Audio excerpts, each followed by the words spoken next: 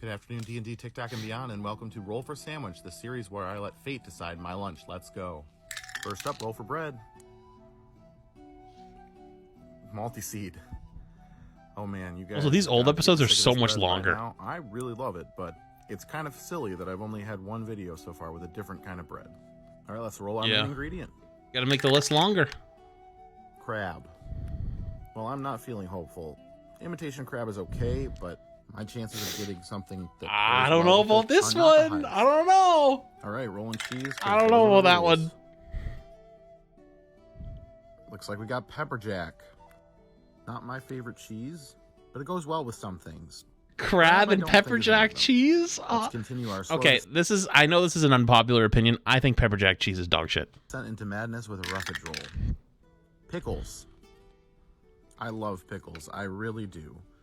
They're great. But this, if it weren't for the cheese, it would maybe work, assuming I get a good enough condiment, but I'm scared. All right, let's take a roll on our other table.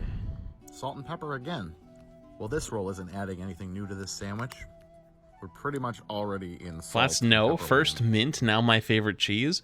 Listen, if you like mint and pepper jack, maybe you just need to get checked out. And now the sauce. This will not be good. I'm not going to luck out. And I hate blue cheese. I like blue cheese. What do you mean? Together, but I'm praying. Hershey's syrup. There are options on this list where rolling Hershey's syrup would not be an automatic failure. Oh no, God, but please! Failure. It truly is the darkest timeline. Crab, and now chocolate sauce. Oh boy, let's get it cut. Oh boy. And let's check out that cross section. Here it is. Oh, crab, pepper jack cheese. Here we go with the Hershey's syrup, pickles. Here we go. Oh man.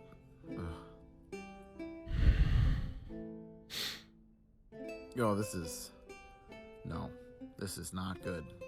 This is not good at all. None of these flavors want to play nice together. He's coughing, dude! What am I doing with my life?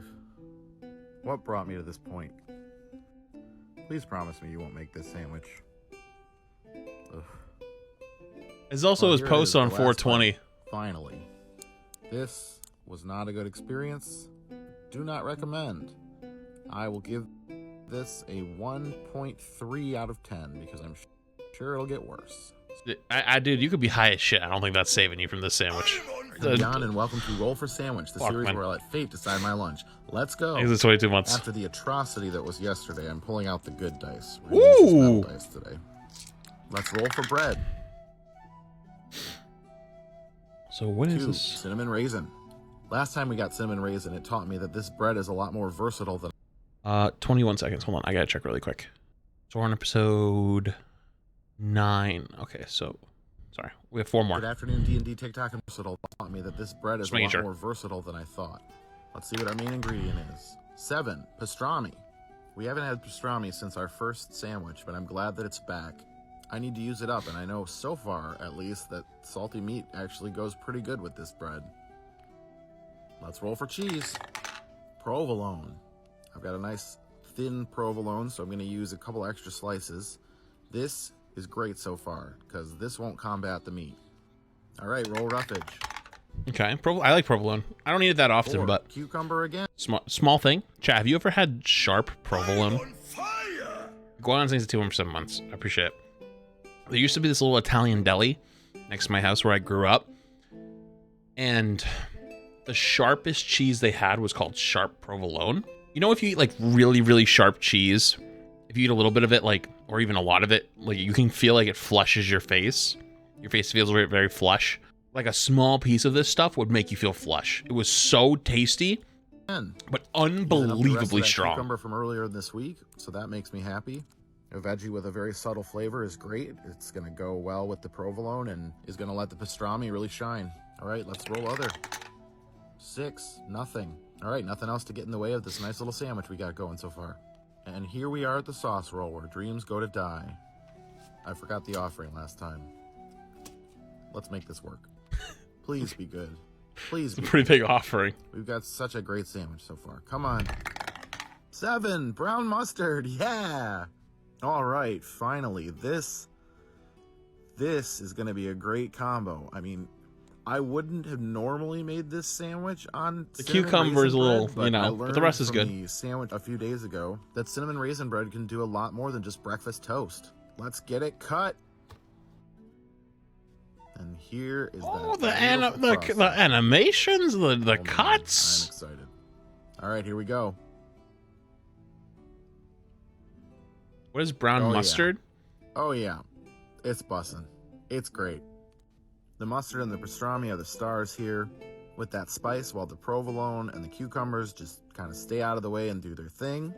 And then the bread just adds a little bit of sweetness, which is great. Fantastic sandwich. Would make again 100%. I give this a 9 out of 10. What about you? Is this the one you would eat? Brown mustard is like a what's the word I want to describe it? I don't know if tart is the right word. A yellow mustard is more of like a tang. It's like more of like the opposite, you know? Instead of like a kind of like an uplifting tang, it's like a downwards pulling tang, if that makes sense. I don't know if it does it in any way, shape, or form, but it's like instead of like a up, it's more of a savory. I don't know if I would say savory. Yellow mustard is more sour, but brown mustard is more spicy. I don't know if when I use the word sour for mustard, I don't know if I use the word sour. Welcome to Roll for Sandwich, the series where I let fate decide my lunch. Let's go. Yeah, yellow mustard I'd say is more sweet, a sweeter mustard, and brown mustard is probably more tangy or savory. I think it's a good way of putting it. First up, we're rolling for bread. It's a 4 pumpernickel. The pumpernickel is frozen, so I toasted up. I don't like pumpernickel at all. So far, so good. Also, he forgot the music. Let's go for our main ingredient. Peanut butter. Again, I'm going with extra crunchy. As a base, peanut butter scares me a little because we're adding so much after this point. So we'll see how it goes. Okay. Next up, cheese. Provolone.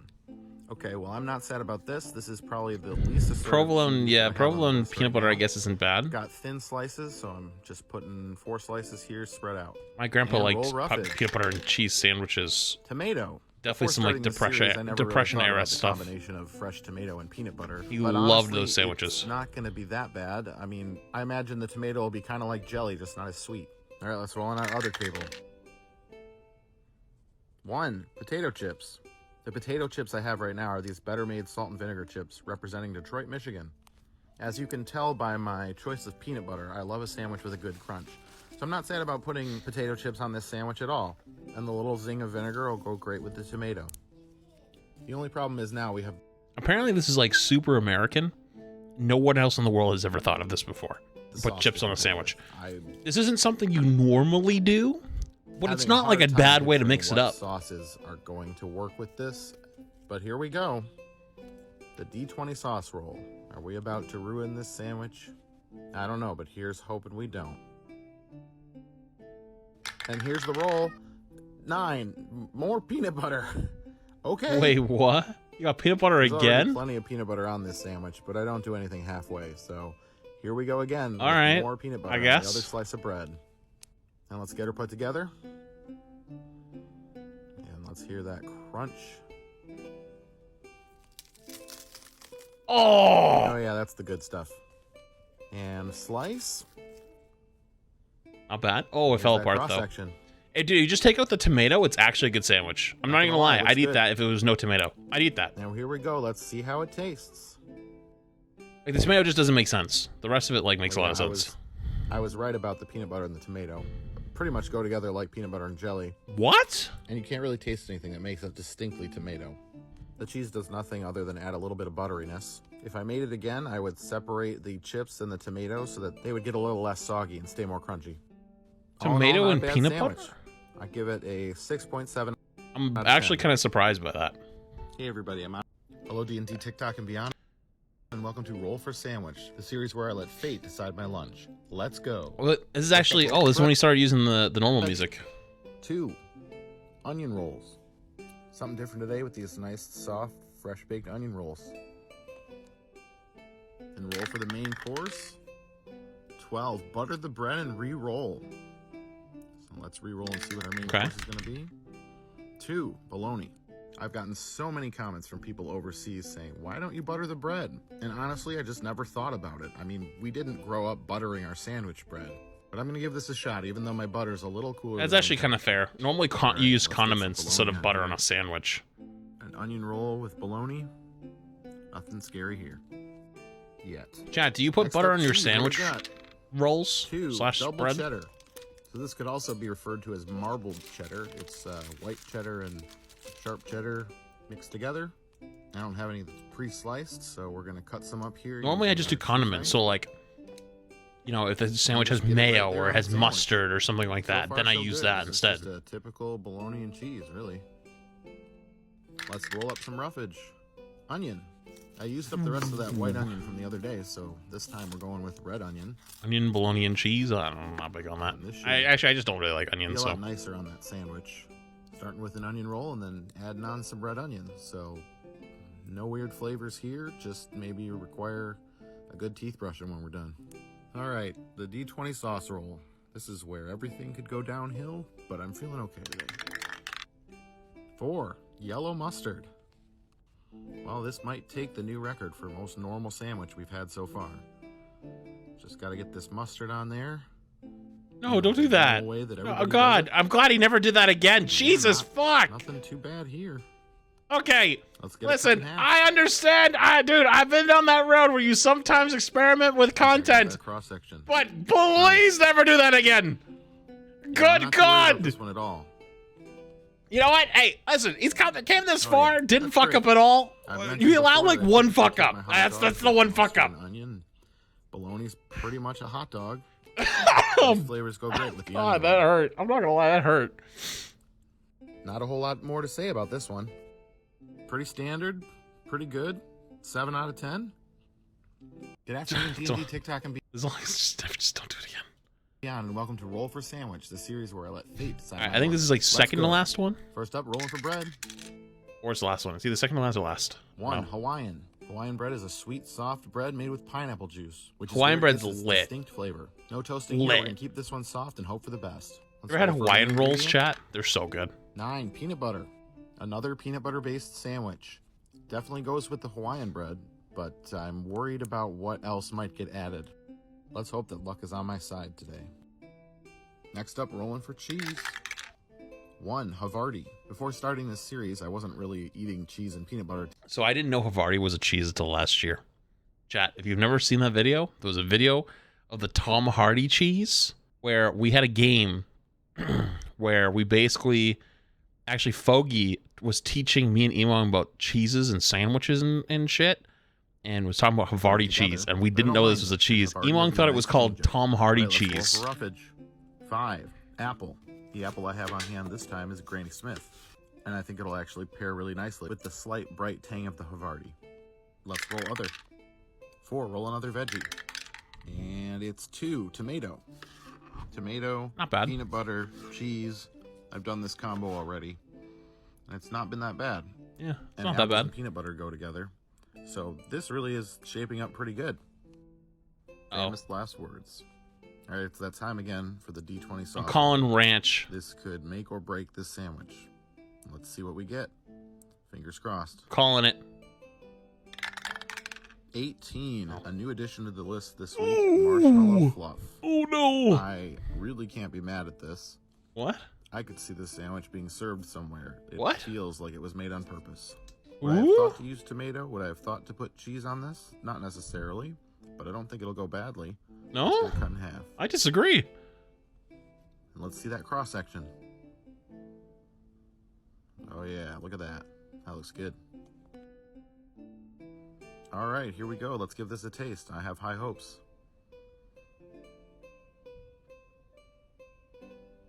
Oh yeah, no problems here. Got a sweet bread with peanut butter and sweet marshmallow. Really? And then apples with a little bit of a tang, accompanied by a tangy cheese. I would figure the cheese, tomato, and tomato makes it a little drippy. Apple would make it a little weird. Overall, I'm still glad that we kept the bread nice and soft this time. I would make this again. Maybe grill it next time. Try things all melty. Gonna give it an 8.7. If you have any, wow, that is way higher than I thought. Drop them in the comments. See you tomorrow. Okay. Good afternoon, D&D. I think this is the last one. Let me see. All right, this is episode 13. All right, this is the last one, chat. D&D, TikTok, and beyond, and welcome to Roll for Sandwich, the series where I let last one. My lunch. Let's go. First up, rolling for bread. It's a 4, pumpernickel. Pulled a few slices. I'm not a big pumpernickel guy. I know I said it earlier, but I'm really not. Next. All right, roll for the main course. 1, Spam. Ooh. My initial worry with Spam was having to open an entire can and not using it, but I found these singles at my local grocery store. My mom used to make us Spam when I was a kid, but I haven't really eaten it since then. I remember it being very salty. She would grill it up and serve it like hamburgers sometimes, or just like this on a sandwich. I'm attempting to shave it into some thinner slices here so that I can spread it out on the bread. Okay, I don't want to be fucking rude, but isn't Spam like $2 because it's like basically like unlosable canned meat? Like, I feel like the plastic packaging is probably like varying degrees of success. In like 80% of the price. This is not exactly a high choice protein for me, but I could see it going okay depending on what else we roll. All right, next up, roll for cheese. 4, pepper jack. All right, so far this is a best case scenario. The spiciness should go nice with the salt. And pepper jack cheese kind of. All right, next up, roughage. 7, jalapenos. All right, well, jalapenos and pepper jack, that's great. Just keep this tangy. Love you, Flats and Chat smile. Thanks, Unan. Appreciate the prep 5 months. Flavor train a rolling. I will be honestly surprised if the flavor of the Spam really comes through at all in this sandwich. Next up, roll on the other table. 2, salt and pepper. All right, fine. Well, putting salt on Spam is like pouring a bottle of water into Lake Michigan, but it is what it is. So far, so good, but it all changed with the D20 sauce roll. Got my daughter helping me out today. And 13, she rolled hummus. All right, well, this really is best case scenario for Spam. What? You know, it's maybe not the most traditional Spam sandwich, but I think these flavors will go well. In the hummus, you've got tanginess from the lemon and the garlic and the tahini, which will go nice with the brine of the jalapenos, and really should cover up the Spam completely. I mean, I think hummus is actually not bad. I actually used to not like it, but I kind of do now. But slicing it up, and let's check out that cross section. Not sure. I don't know how I feel about this one. It's got some nice color, and honestly, not a bad looking Sammy. Well, let's give it a taste. Honestly, without the jalapenos, I might try it. Not bad. Not bad at all. I can't really taste the Spam. It's just kind of a underlying saltiness. Yeah. But really, everything I said before holds up. Don't really have any sweet flavors or any flavors that are causing any sort of conflict. So overall, it's a pretty cohesive sandwich. Interesting. I'm a bumblebee that likes to eat KFC. Well, there you have it. It's the last bite. I was a little bit worried when I rolled Spam originally, but this turned out to be a pretty good sandwich. I'm going to give it a 7 out of 10. Wow, the last sandwich was actually higher. That's crazy. And today, I want to know, what's your favorite sandwich? Leave it in the comments. Oh, all right. Yeah, he's technically back, but I want to let him build up a little bit more, get a little more content out of it. So yeah.